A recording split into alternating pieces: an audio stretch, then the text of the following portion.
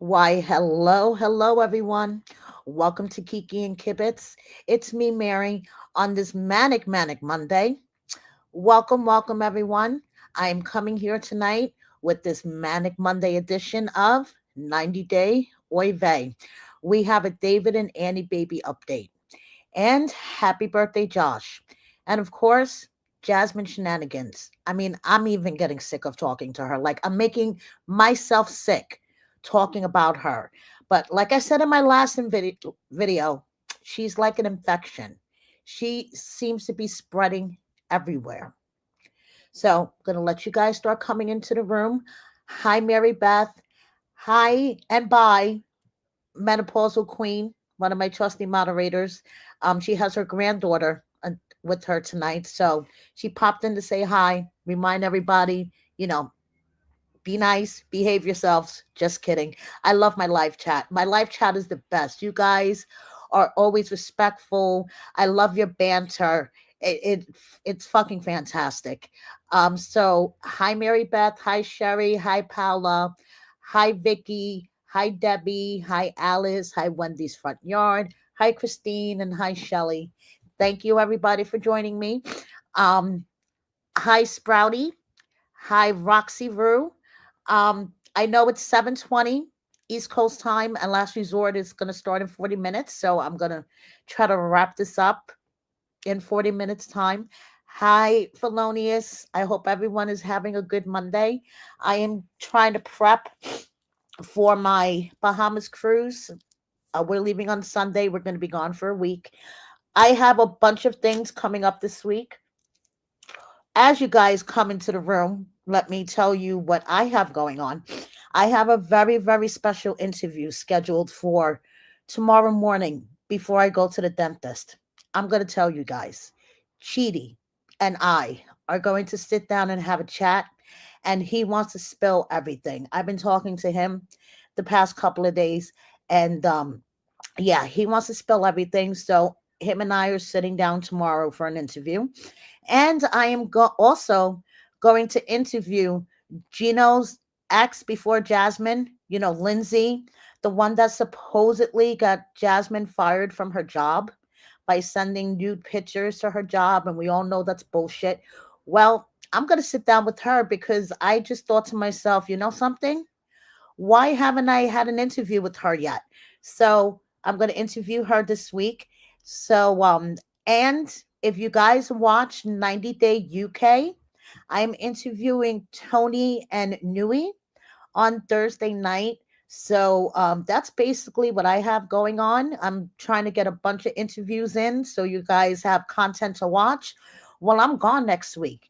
And if you guys are part of my Love After Lockup crowd, um, after this at 9:15 East Coast time, Sarah and I will be covering the last episode of Crime Story with Destiny and Mike.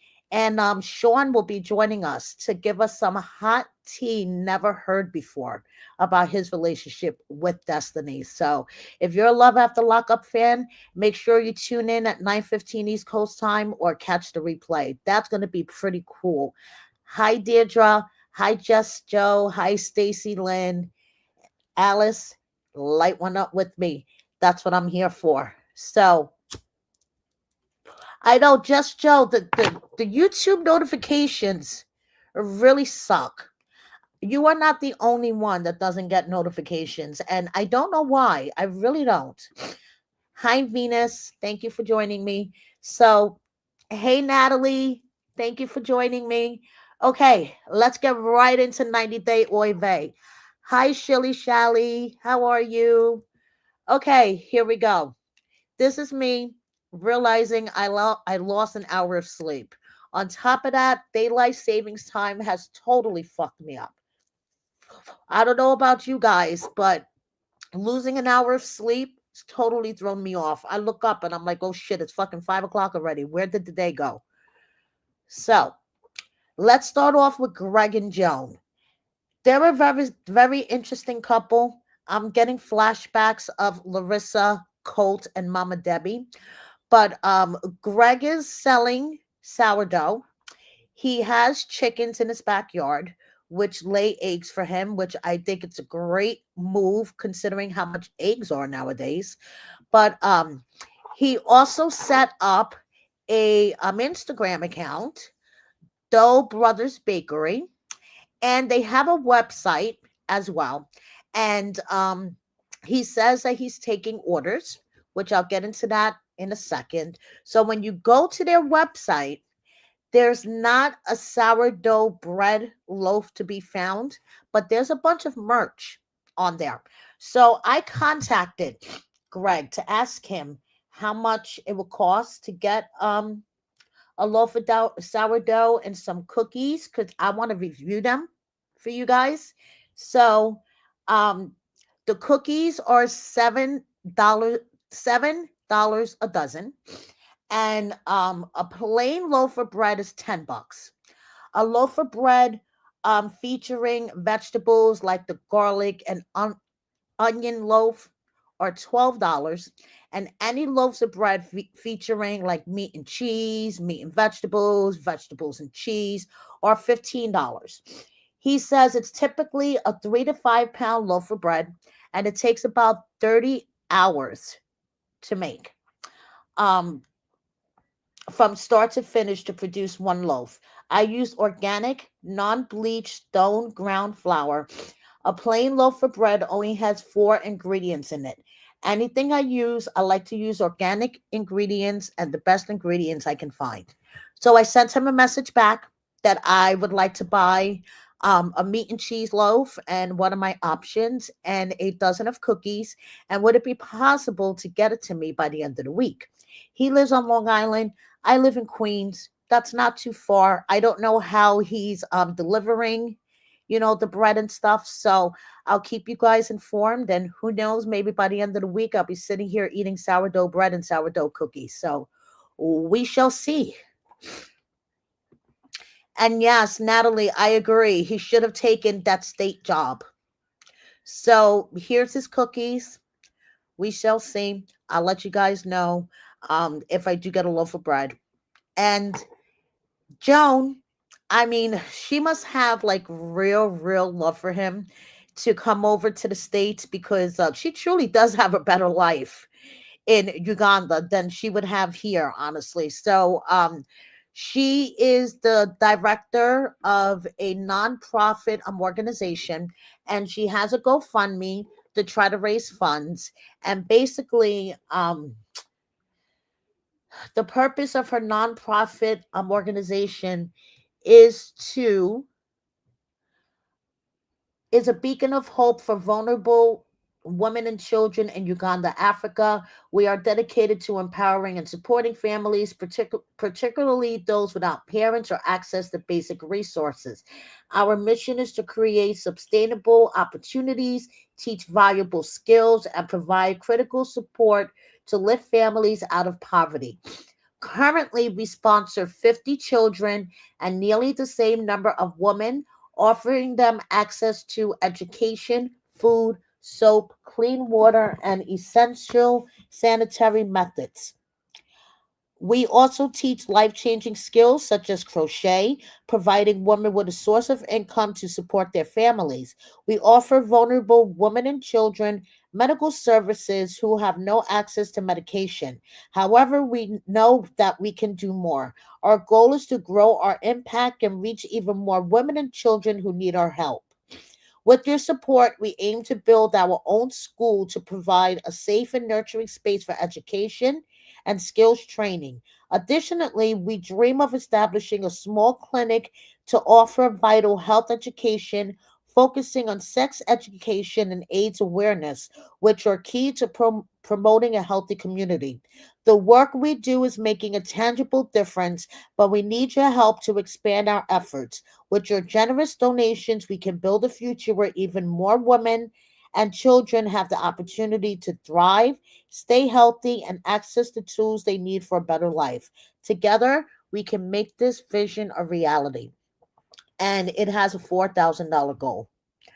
So, like I said, Joan was very involved in her nonprofit in Uganda.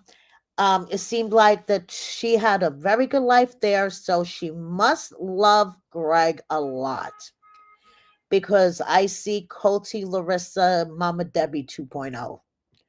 So moving on, we have Jessica and Juan, and there's no surprise that these two are together. I mean, she could try to tease all she wants. Oh, wait, you have to watch until the end of the season to see if we make it. They're together. I mean, they're kind of a vanilla couple that they're just trying to stir up drama, stir the pot.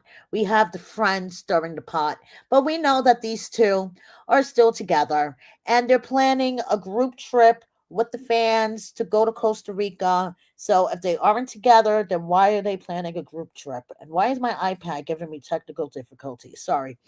So, Colombia is one of her favorite places to travel. No surprise. And, I mean, I don't really have much to say about these two. So the kids are adorable, though. The kids are really, really cute. So, fun facts, because you guys know I'm working on these fun fact posts. So, fun facts, um, Jessica's favorite food is Mexican food. Her favorite cartoon as a kid was Rugrats. Why am I not surprised for some reason? And her favorite colors are pink and yellow. Now, Juan has been exposed to way too much American fast food. He can't pick a favorite. Okay.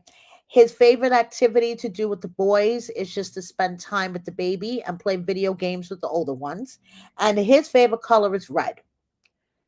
So, moving on, we have Stevie and Maddie.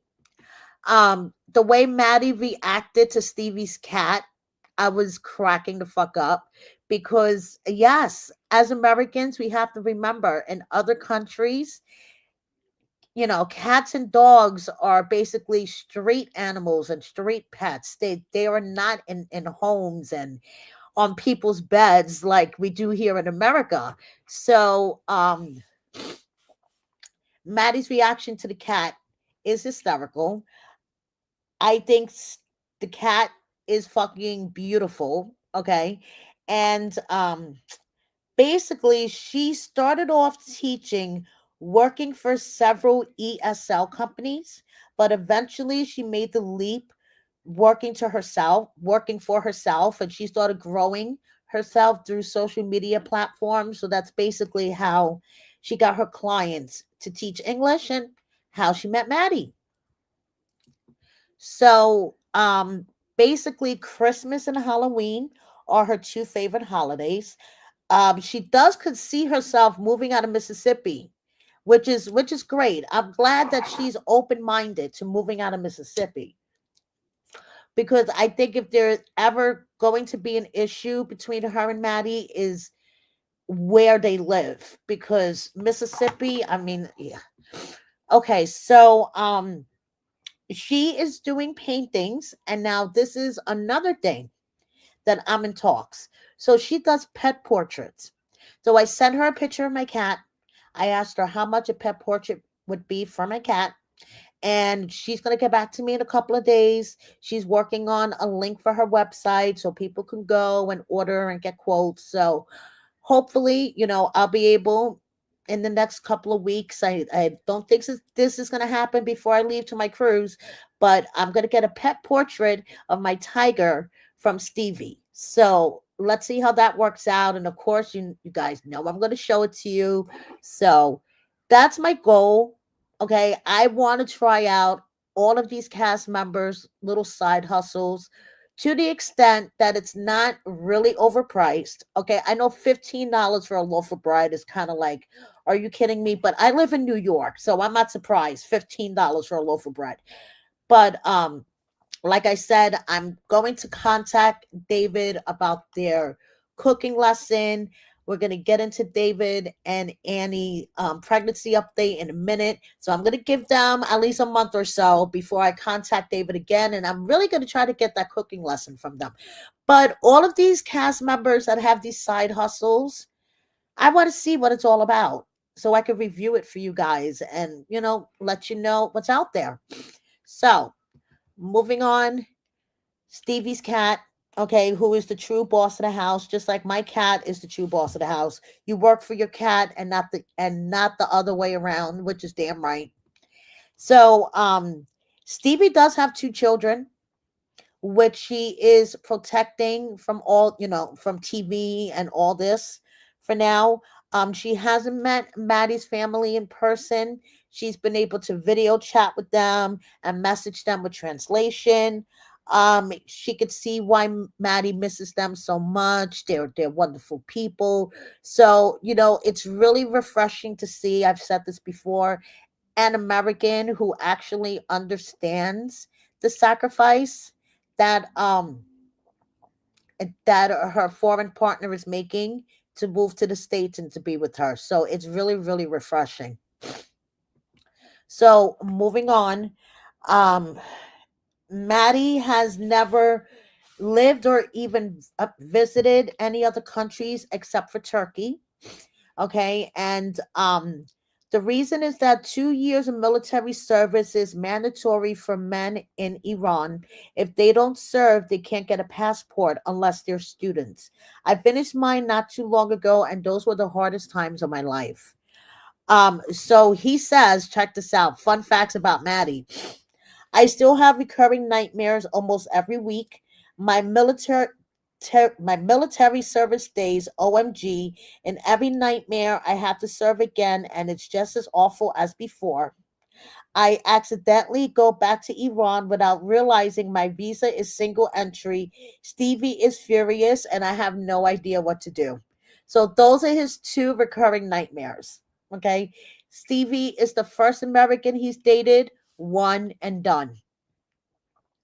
So moving on, Maddie says that he's mastered small talk, tipping, and pretending he understands football, which is fucking great. Okay.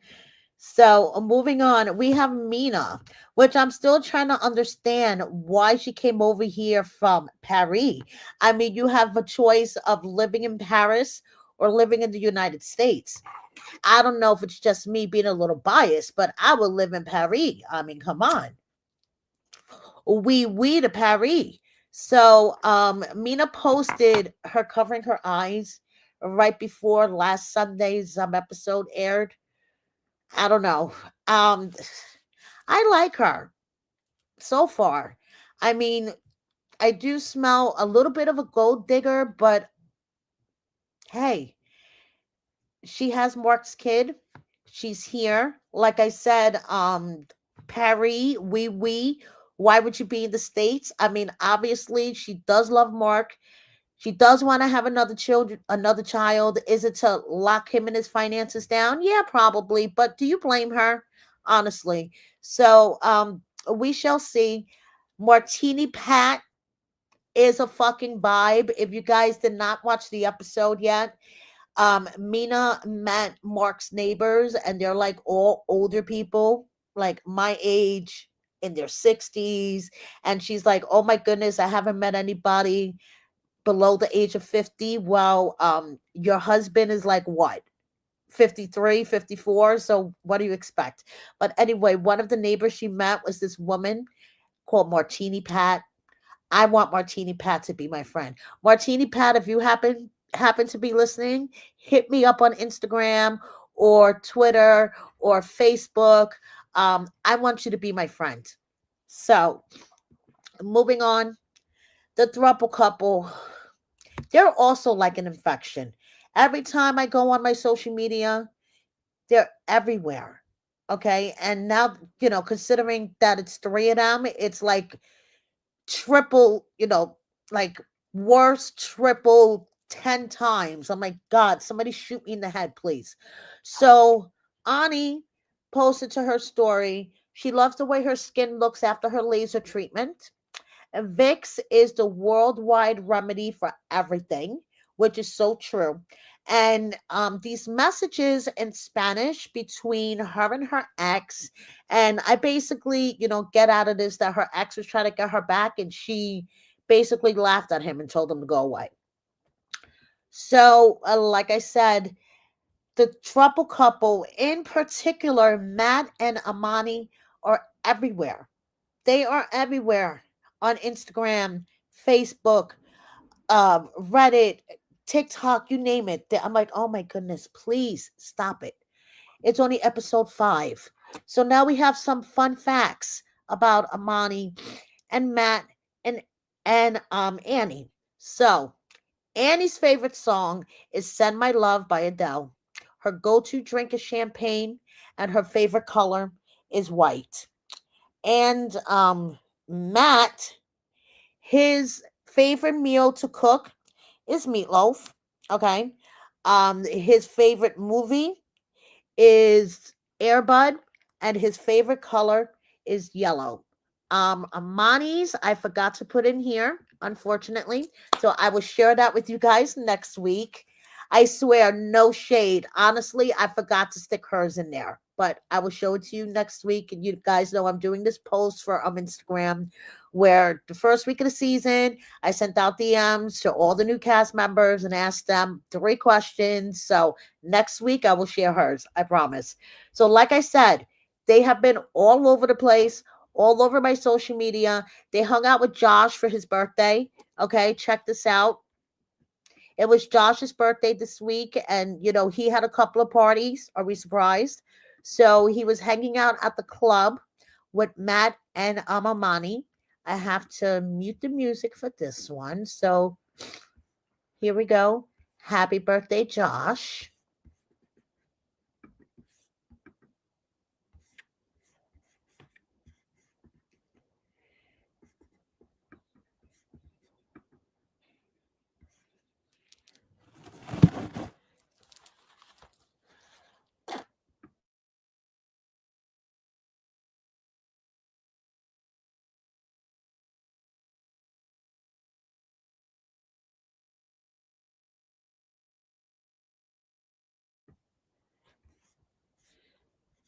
So here we have happy birthday. She's just continuing it from yesterday. Yeah, right. Happy birthday to her too. Happy birthday.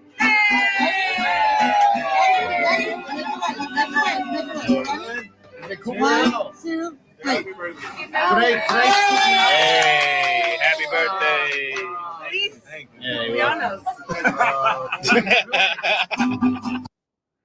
So happy birthday to both Kim and Josh. And, of course, Josh didn't have one birthday party, but he had 2. But hey, I would like to have 2 or 3 birthday parties. So now moving on to the couple of 2025 so far. We're only in March, so that's not saying much. Sophie and Pedro. And of course, my theory is that they will be dating for single life. So when they start dating on single life, remember where you heard it first from Crazy Mary here. So this past weekend, they were hanging out, and of course, they were like teasing in their stories, that they were together, but not really together. So I'm just gonna share Sophie and Pedro's stories. I chopped them up a bit, but you guys will see what I'm talking about in a second. So let's.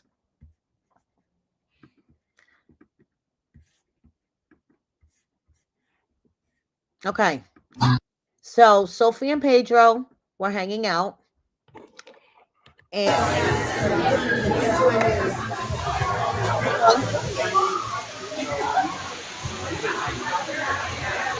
gorgeous view, great food. Her dog is living his best life too.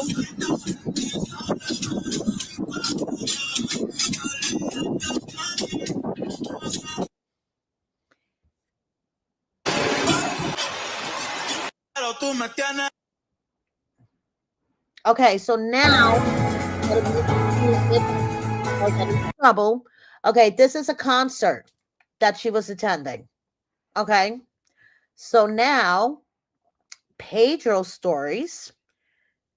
Look at this. The same views as Sophie. Wow. What a coinkadink. I mean, wasn't that the same view that Sophie just showed from the window when they were eating lunch and stuff? And oh, okay, what a coinkydink. And then, wow, they were at the same concert. This is them eating dinner, and they're just trying to tease and play with the fans, like, oh, I'm eating dinner by myself and I'm not going to show who I'm with. So here's Pedro at the same damn concert that Sophie was. And it's just like, okay, guys, please stop trying to insult our intelligence. We know the shit is fake AF.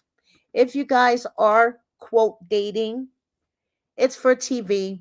It's for single life. And I saw a comment there about, yeah, Wendy, did Pedro not see her seasons? Yeah, but honestly, to make a TLC check, I don't think he would give a shit. Okay, so yes, I'm tired of these recycled couples as well. It's like, please give us some new blood already. But mark my words, I bet you, Sophie and Pedro coming to our screens on Single Life. So moving on, um, you know, they were out all weekend, but Claire took to her stories. And this is what I find highly amusing. Claire said, had so much fun all weekend with my beautiful daughter calling me, FaceTiming me with her friends all weekend. So glad she's having fun. Yay, she deserves to be happy. So was she hanging out with friends, plural, as in a group, or just one particular friend, as in a dude named Pedro? So I don't know. We shall see. So moving on, and I'm going to try to keep this as brief as possible. But like I say, unfortunately, Jasmine has become like an infection that has infected my social media.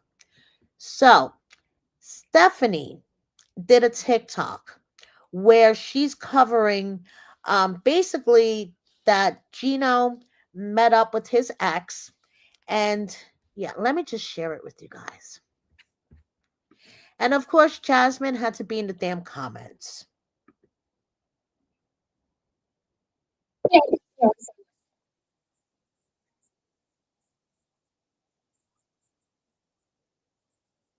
That is going to have your jaw dropped. So, if you're wondering who Gino's ex girlfriend is, I actually know her pretty well. Her name is Lindsay Ryder, and she is in the industry. We actually were both judges of Michigan's Prettiest contest, and she is genuinely like the coolest person ever. And yes, this is the same ex that he sent Jasmine's pictures to. Now, as someone who was on 90 Day Fiancé, I can tell you that not everything is as it appears on the show, and Lindsay decided to make a little clap back on her social media. She said, if you're coming to my page because of 90 Day, just know she lied about me sending her photos to anybody. I never did, and I never would do that. Plus, I never knew where she worked, LOL. And I forgave him and have moved on, and we all had a great time tonight. I wish him the best. Now, as somebody who knows Lindsay, has spoken to her on many occasions and met her, I could tell you that she's more than likely not lying about this. She would have absolutely no reason to. And it also doesn't surprise me that 90 Day Fiancé would twist the truth and create this into some sort of drama for the show. It has happened many times, even to me when I was filming for the show. Let me know what you guys think of this drama. Does this change the way that you think of Jazz? So there you go. So Fart Girl Stephanie had to put her 2 cents in, and since she's a content creator now, and Jasmine hopped into her comments and said she sent the photos to the producer Brian Spoor, and the phone I was looking at them from that scene was Brian's phone, not even mine, and it's all in camera. I was a victim of a crime. Jasmine was a victim of a crime. So Lindsay hops in and she replies, no, I did not, and you know it. Here's the only conversation I've ever had with you. And then she puts a link to a Reddit thread. Then she comments, why are the photos not available online anywhere if I leak them? You know, you could be an adult and just admit you were wrong and apologize, but instead you keep the lies about me going. Then She says, "Oh, you guys, I think she just blocked me on TikTok after she saw what I commented because I don't see her comments anymore." And yes, Lindsay girl, she did block you on TikTok. I'm sure she did. So I cannot wait to sit down and just have a girls chat with her. I mean, I'm going to go all the way back. I want to know what the fuck with these messages. And oh, don't worry, we're going to get into it, guys. So Lindsay says, also, I kept screenshots of my and Brian Spore's conversation. So please don't make me post those. In addition to the one unhinged conversation you had with me when I tried to tell you about what Gino did. Now, you guys have seen those. I've shared them before. Lindsay basically gives Jasmine a heads up that Gino sent her a bunch of pictures of her and a video that she didn't open. And Jasmine basically called her a pathetic old whore with no ass. Yeah, that's pretty much the summary of the conversation. So I was provided with screenshots of the original messages between Gino and Lindsay dated back 2020. And you can see here, he sent a bunch of pictures. Oh, yes, he did. And he continued to send pictures. He started in February, it was going on through March. And, as you can see, she's not reacting. She's not replying at all, but he just keeps sending pictures and he sent the video. Now the video I find highly ironic. So this is all back in 2020, mind you. And he sends a video and says she even sings love songs to me and no worries about the guy. It's her gay roommate. Now maybe considering what we know now, how Jasmine convinced Gino that there was no hanky panky going on between her and Matt in the very beginning. Allegedly, word on the street, she convinced Gino that Matt was her gay bestie. So whoever this guy that she lived with in Panama that she said was her gay roommate. Do you guys see what I'm getting at here? Okay, so these are the messages between Lindsay and Brian Spoor, the producer. I'm going to let you guys pause and read later, but basically, okay, from what I get from these messages, Gino let this producer know that he sent Jasmine's pictures to his ex, Lindsay. This producer gets a hold of Lindsay, asks her to show him the conversation, and Lindsay is asking the producer, did Jasmine see them? Is it over with? Because I want to block them because I don't want anybody harassing me. And the producer's like, oh, yeah, she saw them, So basically, whatever she's trying to say about her conversation with the producer and being a victim of a crime is all bullshit. I'm sorry, it's all bullshit. And you know what else is all bullshit? What she's been posting to her stories for the past, I want to say 48 hours. Okay. She's been pouring on the bullshit big time.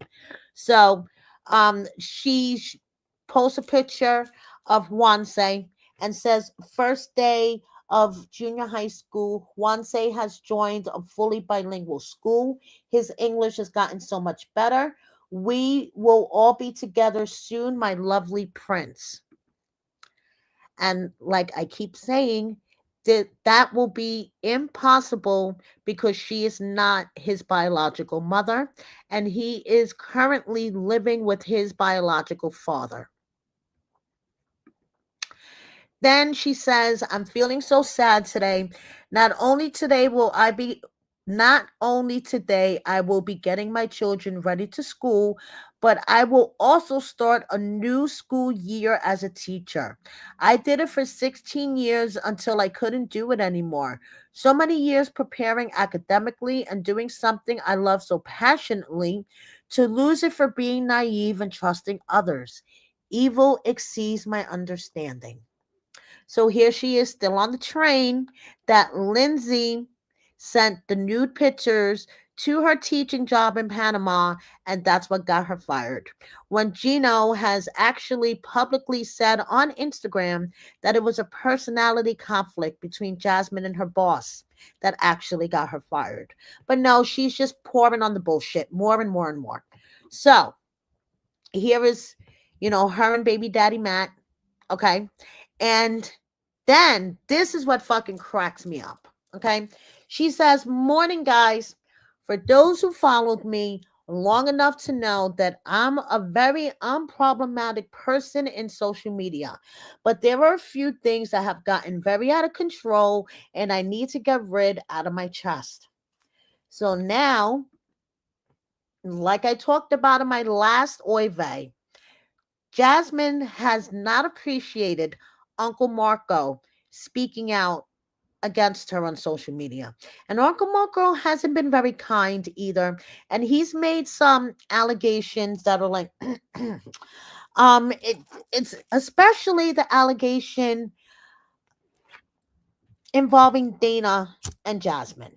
And when Uncle Marco and I spoke on the phone for the first time, and he told me his theory, I was like, okay, but Uncle Marco, you really can't say this in public. But Uncle Marco's 75 years old, and you can't tell that man what to do.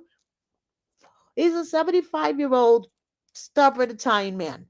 Okay, so of course, Uncle Marco's going to say what he want to say. And he's going around, commenting everywhere, including on my posts, that maybe Matt should consider getting a paternity test. I mean, who knows who there was after Gino and before Matt spending 8-10 hours at the gym? Did she snuggle up to someone else before she snuggled up to Matt? This is all stuff that Uncle Marco was putting out there. And I can tell you guys that In Touch wanted to interview with Uncle Marco, and then suddenly they exclusively found out that he had a DUI arrest in January, which I am not saying that's okay. Uncle Marco should not be driving around drunk.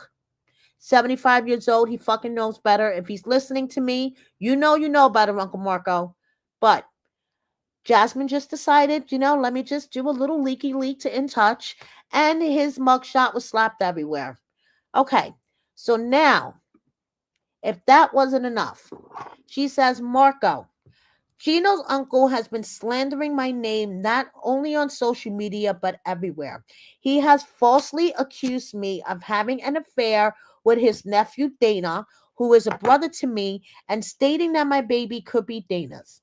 Not only is it a lie, this is just an attempt to bring the network attentions and somehow make it to TV, even if it implies damaging his own blood."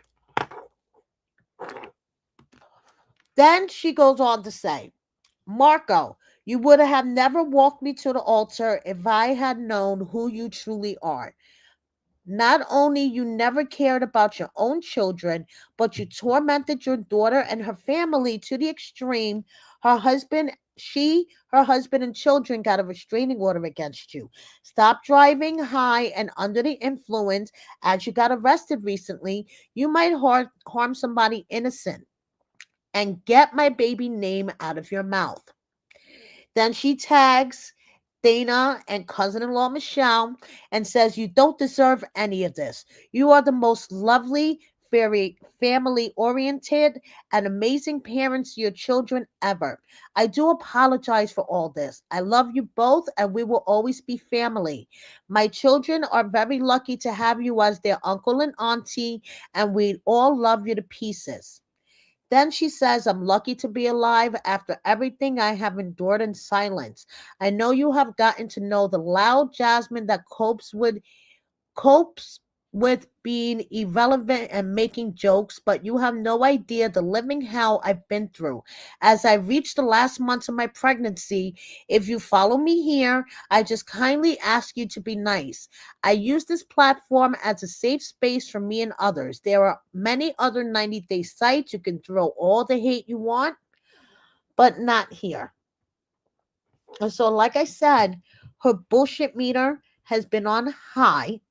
Okay, because just last week, before the In Touch article came out, she was very feisty. Okay, I tried so hard to be nice to people who don't fucking deserve shit from me. Keep testing me, and all your nasty shit is gonna make it to all my social media with no mercy at all. I know you creeps follow me here, so yes, I'm talking to you all. I like I lot of people talking about me to get attention.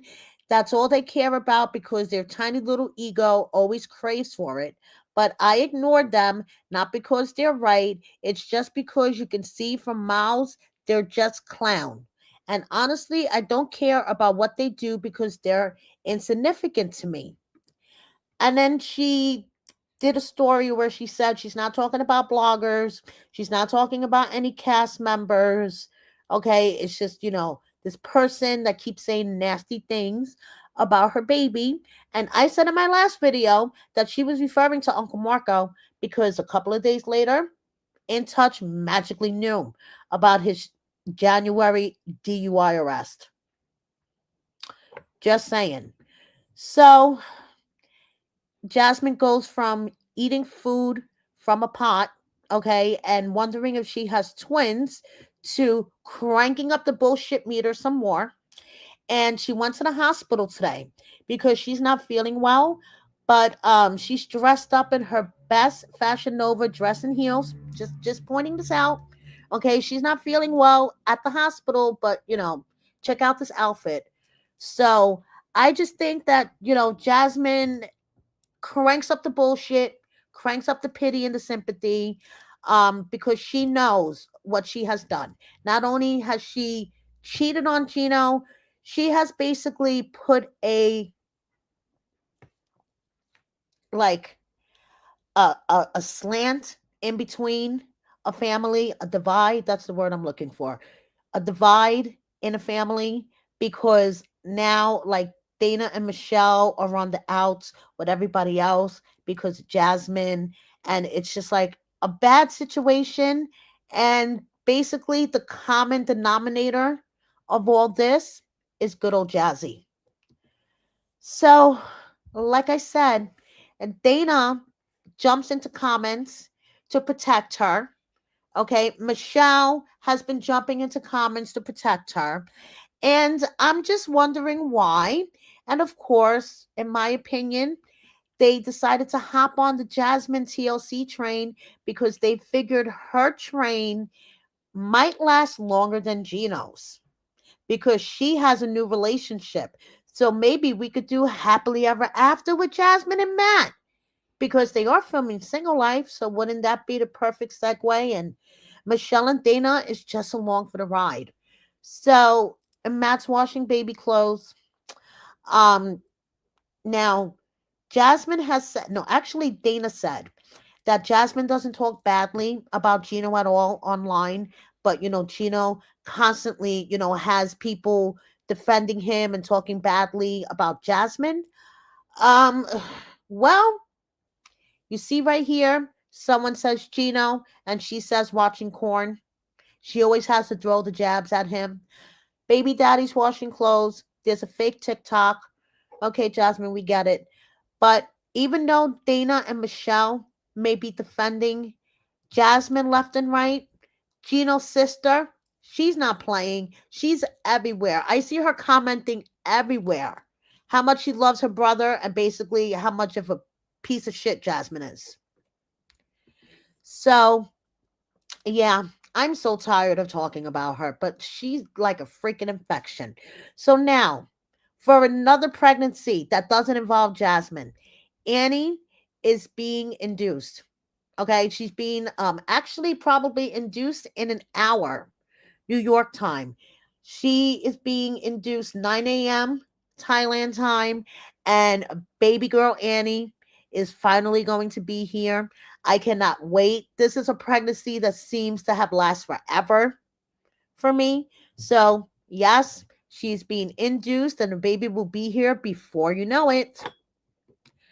So, another pregnancy in the 90-day universe that doesn't involve Jasmine is Amber from Love in Paradise. She put up some flashback pictures from 5 years ago before the world shut down for COVID.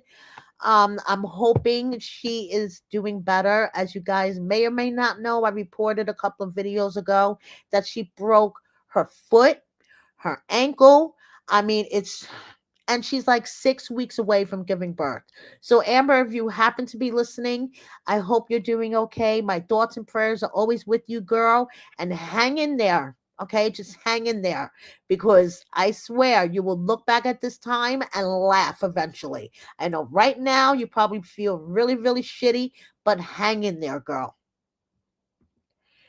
Is Tiger Sully pregnant? You guys tell me what you think. Tell me what you think in the comments, guys. Does she look pregnant to you? Or is she just, eating way too much of her home cooking? Because she's like into this cooking thing now. She's posting recipes and showing herself cooking on her Instagram story. So is it too much home cooking or is it another baby? I don't know. You guys tell me what you think. So we have Kalani and Aswelu. Kalani posted, okay, and I love this because there's always so much speculation going on about them. So Kalani says, safe travels and good luck to Aswelu as he starts his new adventure in life. I'm thankful for how far we have come and how well we co-parent to new beginnings and the best life for our boys.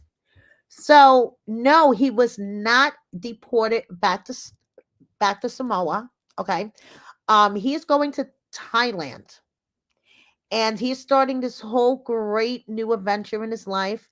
I wish him all the best, and seeing Kalani wish him all the best just gives me the warm fuzzies. So moving on. Before I let you guys go, and it's 8:06, so I'm gonna let you guys go because Last Resort started. We have Benny and Avi. Speaking of Last Resort, we have Michael. Okay, blessings for the week ahead, and we have Danielle, who is Angela's nemesis for some reason, even though she's never interacted with her. And speaking of Stephanie, she did an answering question sesh, and someone asked her if she was still in touch with Erica, and she said, I haven't been for many years, but sometimes her TikToks pop up on my FYP, and I love what she's done for herself. She's always been unique and original. And she wants to get on a baking show. She wants to be on Food Network. So there you go. And speaking of Erica, remember I reported about a month or so ago that her and her boyfriend broke up and she didn't know what she was going to do because she had to move out. The house was in his name. That's where she worked out of. Well, I guess she figured out another side hustle. She's on OnlyFans. We have Submit and Jenny, who I keep saying Jenny seems to be aging backwards and Submit seems to be aging rapidly. And we have Thais with her daughter, and I want you guys to check this out, okay? Because I know Patrick trained this little girl, and it is freaking adorable. So there's no sound to this. There was UFC on in the background.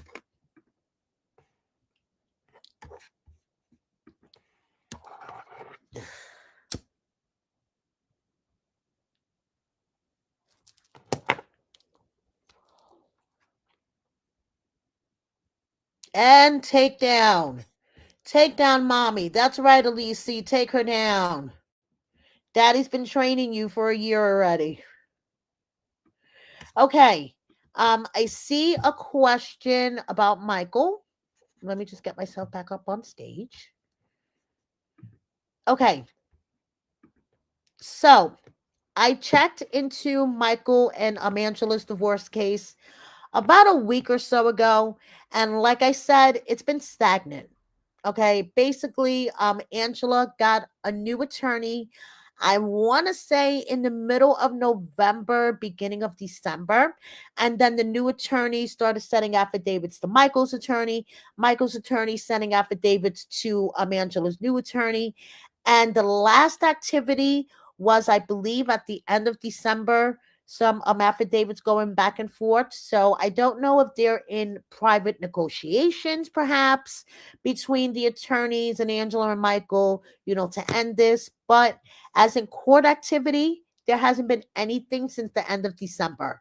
So, and I have notifications set. So if there's any updates, I'll get an email and I will let you guys know as soon as there is any updates, because I know Michael would like to get rid of her ASAP. So we have Elizabeth and Amandre's little boy Western, and Daddy gave him a haircut. And we have Kobe and Emily's youngest, Atem, with Grandpa. Nap time for the both of them. Corey had a really cool encounter on the beach. Let me share this with you guys. Really, really cool.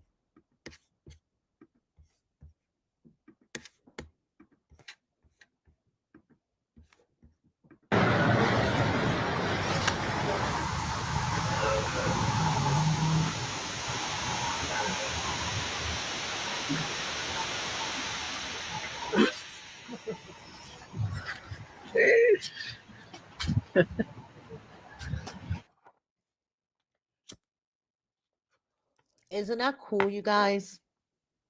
Up close and personal. I mean, it almost gave him a kiss. I think this is so cool. I think I'm just missing beaches, you guys. I need sun. I need ocean. I mean, I'm not cut out for winter, so I am so looking forward for my cruise. And we have Joey celebrating his birthday, another one with a birthday. Jovi hanging out with his mom and Mila. And I saw a comment on my last video. I do not think Yara is pregnant. She's posting every day and there is no baby bump in sight. But if I do spot one or get confirmation that she is having another baby, I will let you guys know. But if you see it floating around online that she's pregnant, it's probably clickbait and it's not true, because I see Yara on my Instagram every day and she's still skinny as a stick, if you know what I mean. So we have Anna, Marcel, and their son. Dempsey living her best life, and Inky living his best life. So David, he's worried about Sheila's son, and now so am I. I hope that he's okay. I hope Sheila took him to the doctor and they figured out, what's going on. And we have Liz, who looks fucking fantastic. Considering last year she went through 14 rounds of chemo for an unknown illness, she looks great. She looks fucking great. So I just want to say, IG has this new feature now that when you try to like screenshot something, it gives you a message that says you could share this post with friends, and it share by message or Twitter or whatever. Damn right I'm sharing it with a friend. Why do you think I'm screenshotting it to begin with? Thank you so much, everybody, for watching me. Please double check that you're subscribed if you haven't subscribed already. Please like this video, share with a friend or 10, and please consider joining my membership. Thank you, everybody, in my live chat. I love you all. Have a wonderful night, and go watch Last Resort now. See you next time. Bye.